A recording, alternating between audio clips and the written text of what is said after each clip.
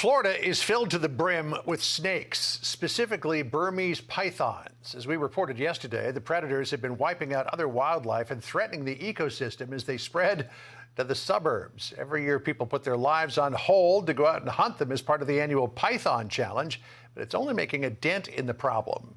Our next guest turned her hobby into a career as she scours the Everglades to bring this slithery species under control. Amy Seawe is known as the Python Huntress, and she joins us now along with her python skin curtains.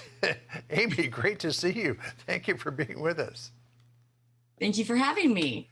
So it seems to me that in order to hunt these snakes, you got to understand them, you've got to respect them, maybe even love them just a little bit. You were a real estate broker in Indiana. How did you go from that to becoming the Python Huntress in Florida?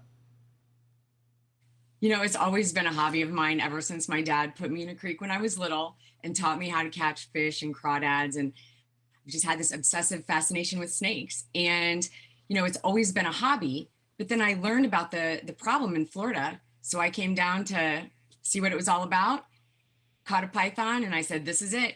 So now I can use this passion to actually make a difference and help Florida with this colossal problem, and instead of it just being a hobby. You know what they say about pythons? You never forget your first time when you go to catch them.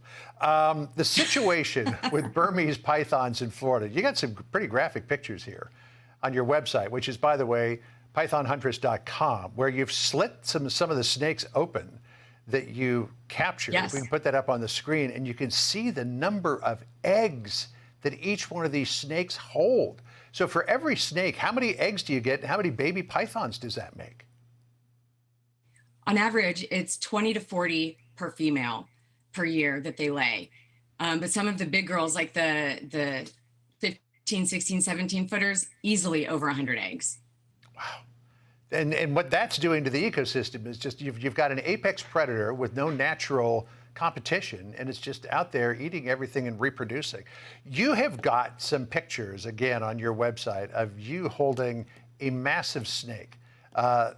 There's an even better picture where you're holding it with 3 or 4 of your friends. The thing looks like it's at least 15 feet long. What's the biggest snake you've ever caught? So far, my biggest is 17.3. Oh my gosh. And that is the one right now on screen is 14.2, I think. But 17.3 and 110 pounds. How difficult is it to capture something like that? You know, when you're the majority of what we catch is between 6 and 9 feet. Oh, and so those are just generally little piddly snakes. Yeah, they're pretty easy to handle. When you get with the bigger ones, you know, for the 17-footer, I had a head bag that I used. So back in the day when I was with the vet and the pet industry, we would put a dark cloth over, you know, the eyes to calm the animal down. So that's what I did. I put a drawstring bag over the 17-footer's head and she calmed down so I could get her out. You know, it seems to me that if you got a 17-foot python in front of you, the last thing you want to do is go for the head. But I guess when you hunt pythons, that's the first thing you go for. We should mention, too, that in all of your work, you do a lot of charity work as well. You sell python goods on your website. Again, it's pythonhuntress.com. We appreciate you being with us.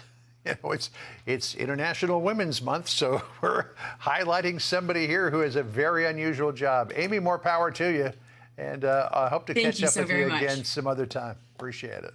I'm Steve Doocy. I'm Brian Kilmeade. And I'm Ainsley Earhart. And click here to subscribe to the Fox News YouTube page to catch our hottest interviews and most compelling analysis.